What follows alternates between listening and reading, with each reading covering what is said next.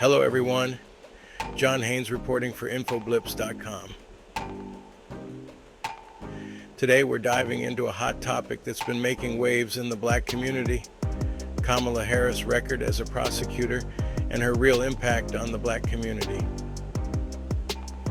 Now there's a lot of chatter, misinformation, and straight out lies out there about how Harris supposedly imposed policies that disproportionately affected black Americans. But hold up, let's get into the verifiable, factual information and debunk some of these myths. First off, let's talk about Kamala Harris's time as the District Attorney of San Francisco. During her 7 years in office, Harris was known as a careful, compassionate prosecutor. She wasn't out there just throwing the book at black people. That's what the misinformation and her opponent wants you to believe.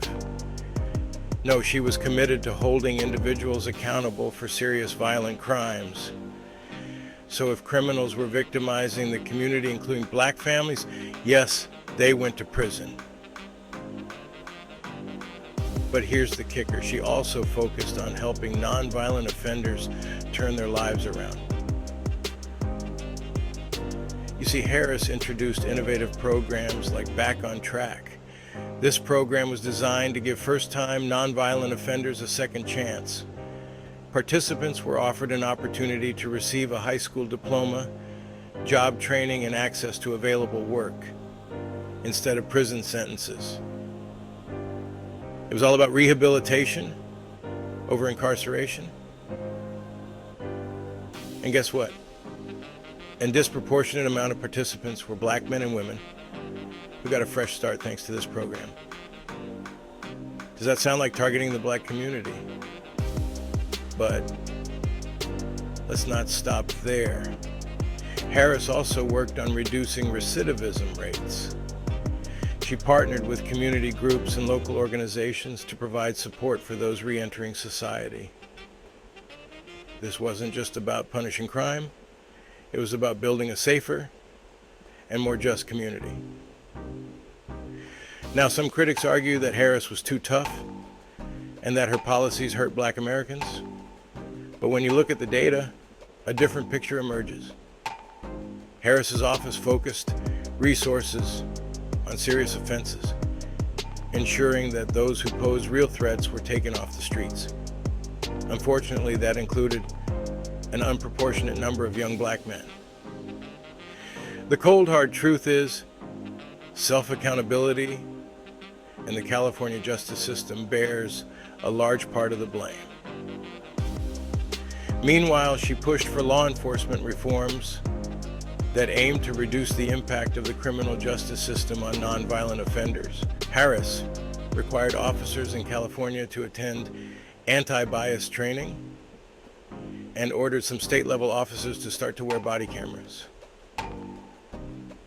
Remember the Truancy Initiative? Yeah, I know you do. People often criticize it without knowing the full story. Harris aimed to address the root causes of truancy, which often included poverty and lack of access to resources. Also, California is one of 7 states that fund schools based on average daily attendance. By tackling these issues head-on, she sought to keep kids in school, keep schools funded, and keep students out of the criminal justice system. So what's the real takeaway here? Kamala Harris's record isn't black and white, it's nuanced. Yes, she held criminals accountable, but she also fought for police reforms and programs that gave people second chances. She worked to create a system that balanced justice with compassion. Harris also opened an investigation into the Stockton School District and its school police department. The California Department of Justice later found that the Stockton School District had referred a disproportionate number of black, Latino, and disabled students to law enforcement. Targeting? Really? Really? In the end, Harris's impact on the black community is far more complex than critics would have us believe. By focusing on the facts and looking at the bigger picture, we can see her efforts to make the system more fair and just for everyone. Some black men are holding her record to an unbalanced level than of her opponent, who is a convicted felon, was sued for fair housing violations. He also took out a full-page ad calling for the execution of 5 innocent black youths, and is an unapologetic white supremacist. Look, Kamala Harris is not perfect.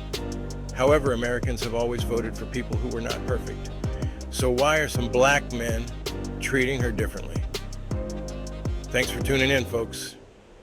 If you found this video insightful, don't forget to like, share, and subscribe for more content like this. Let's keep the conversation going. Leave a comment. This report is not endorsed or funded by any candidate. I wish it was.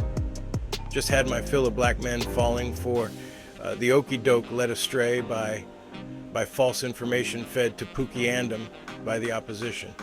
This election is too important. Oh, just an FYI, Project 2025 makes Congress obsolete.